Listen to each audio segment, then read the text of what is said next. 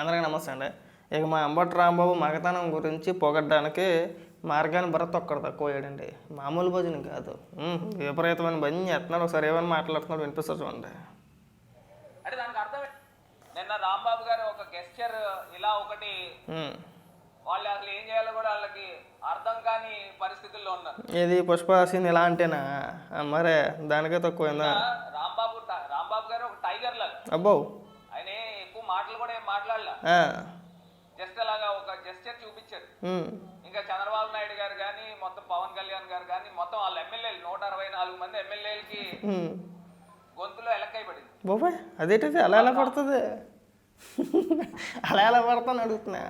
ఇటు అంబటి రాంబాబు ఇలా అంటే అందరూ భయపడిపోతారా? సిగ్గని పెంచట్లేదు బొత్తికి. అసలు మా రాజమండ్రి పరుగు తీసేస్తున్నావు నువ్వు మా రాజమండ్రి పరుగు తీసేస్తున్నావు.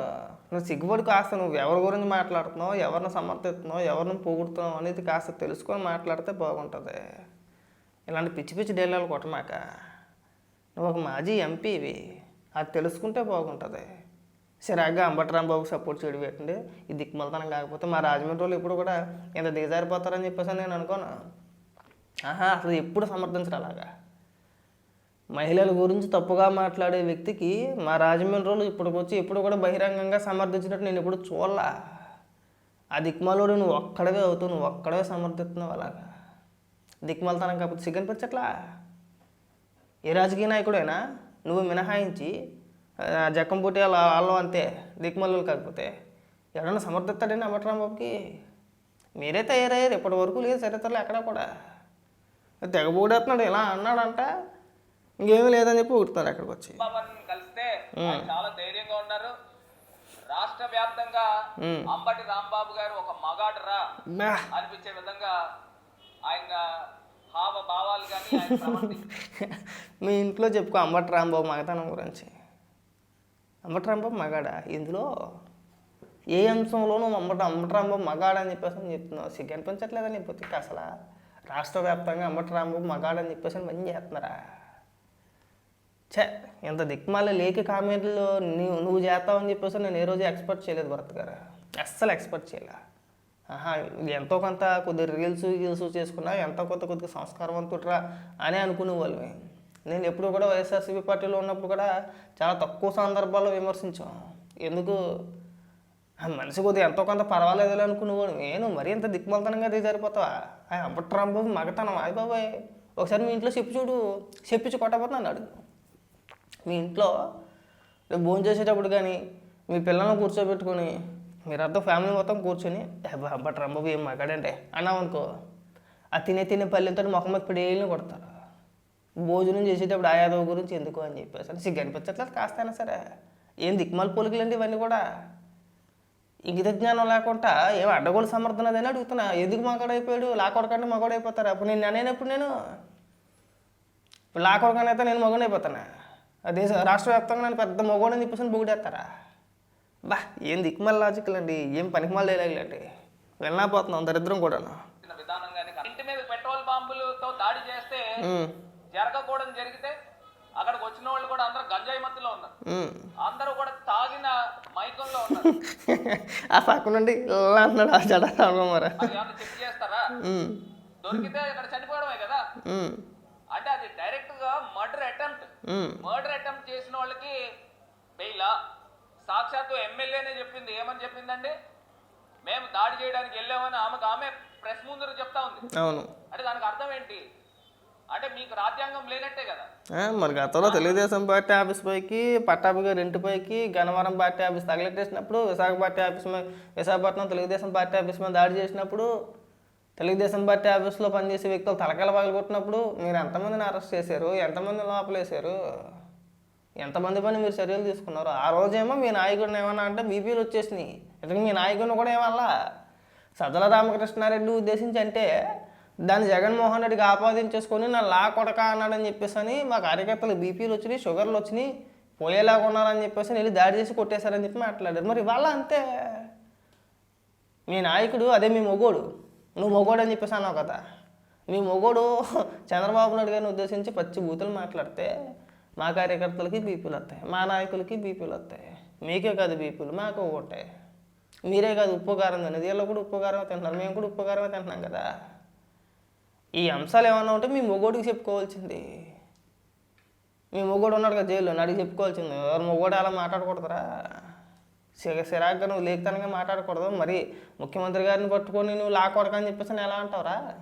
అలా అనకూడదు. అలా అంటే ఇలాగే సెక్కేస్తారా, సెక్కకుండా ఉంటారని చెప్పేసి అని మీ మొగోడికి చెప్పుకోవాలి. పైగా ఇలా అనేసాడట, ఇవ్వ మా మొగుడు ఇలా అనేసాడు అని చెప్పేసి నువ్వు సంబరపడిపోతున్నాడు. నేను తేడాగాడు అనుకుంటారా? బాగా గుర్తుపెట్టుకో. నువ్వు అంబట్రామ్మని 10 సార్లు పెద్ద మొగోడండే పెద్ద మొగోడండే పెద్ద మొగోడంటే ఇది నిజంగానే ఈడి తేడాగాడేమో అని చెప్పేసి ఇండి తేడాగాడు అనుకుంటారు. ఆ పరిస్థితి తెచ్చుకోమాక. ఈ మగతనాల గురించి మాట్లాడమాక. సిరాగ్గా ఇంక మగతనాల గురించే మాట్లాడుకోవాలా. ఇదొక లేఖతనం అయిపోయింది, ఇదొక దిక్కుమాలతనం అయిపోయింది నీ దగ్గర. మరీ సిరాగ్గా పిచ్చోళ్ళు మాట్లాడతేట. నీకు ఆ గోరంట్ల మాధవకి ఏం తేడా లేదు. ఫీల్ అయితే ఫీల్ అవ్వు, నేను ఆడితో పోల్చానని చెప్పేసి అని. ఇంకా నీకంటే కొద్దిగా ఎంతో కొంత కొద్దిగా బెటర్గా ఆ గోరంట్ల మాధవ మాట్లాడతాడు. నువ్వు మరీ సిల్లరగా మాట్లాడతావు. నీకు ఆ మాత్రం మెచ్యూరిటీ లేదా? ఏం మాట్లాడాలి, ఎందుకు మాట్లాడాలి?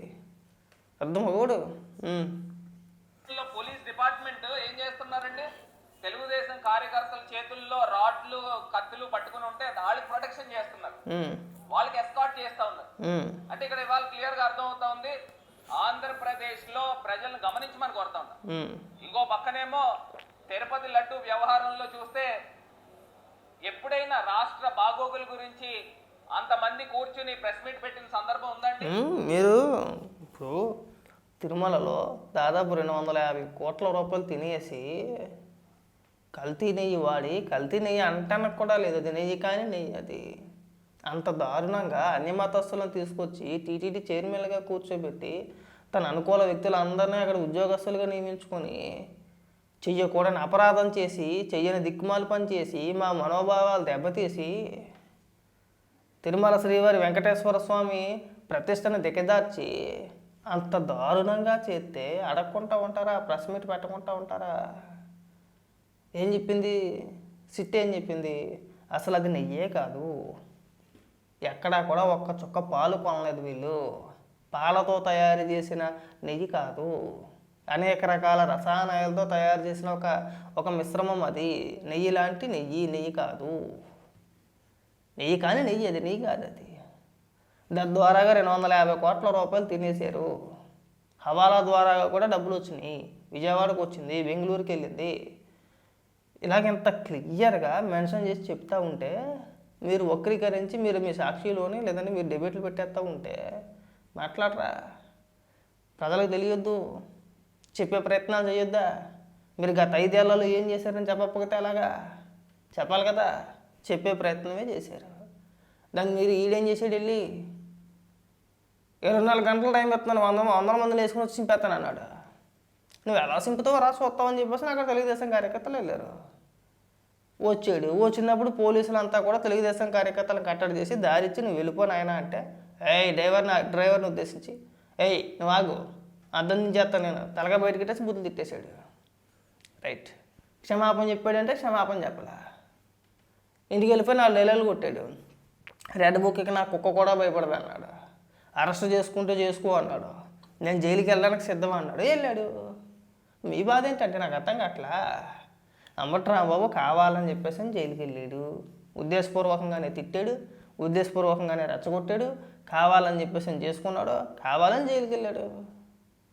చెప్పాలంటే చంద్రబాబు నాయుడు గారికి మరుక్షణంగా క్షమాపణ చెప్పుంటే బాగుంటుందేమో. చెప్పలా, నేను అనలేదు, చంద్రబాబు నాయుడు గారిని ఉద్దేశించి నేను అనలేదు, నేను తెలుగుదేశం పార్టీ కార్యకర్తలను ఉద్దేశించి అన్నాను. ఆ ఫ్లోలో, ఆ తిట్టే ఊపులో చంద్రబాబు నాయుడు గారి పేరు వచ్చేసింది అలాగే మధ్యలో. నేను అనలేదు అన్నాడు. ఆ వీడియోలో అంత స్పష్టంగా ఉంటే ఇవాళ నేను ఒకటికి వచ్చేసి పెద్ద మొగోడు అని చెప్పేసి సెక్కబడి చేస్తున్నా. సిగ్గు చెరవలేదు నీ బతుక్కి. ఏ మాటలో ఏ డైలాగులు ఇంట్లో కొడితే చెప్పించి కొట్టేస్తారు. చెప్పగలుగుతావేటి? మీడియా ముఖంగా అంబట్రాంబాబు ఇవాళ రాష్ట్ర వ్యాప్తంగా అంబట్రాంబాబుని పెద్ద మొగోడు అనుకుంటున్నారని చెప్పేసి అంటున్నావు కదా. ఇదే మాట మీ ఇంట్లో కుయ్యెళ్ళి మొగ్గు ఇయ్యమంటది. నువ్వు అన్న 2 నిమిషాలు కొట్టకపోతే నన్ను అడుగు. కాస్త ఇంగిత జ్ఞానం లేదు, సిగ్గు సార్ వదిలేసావు నువ్వు. ఇలాంటి మాటలు, ఇలాంటి పిచ్చి పిచ్చి డైలాగులు అనవసరంగా మాట్లాడి మా రాజమండ్రి పరుగు తీసావు. మాకు మా రాజమండ్రికి ఒక పేరు ఉంది, మంచి పేరు ఉంది. ఎవరు మాట్లాడినా సరే బూతులు మాట్లాడరు. అలా మాట్లాడిన వ్యక్తులకి సమర్థించరు. ఫస్ట్ టైం మిమ్మల్ని చూస్తున్నా.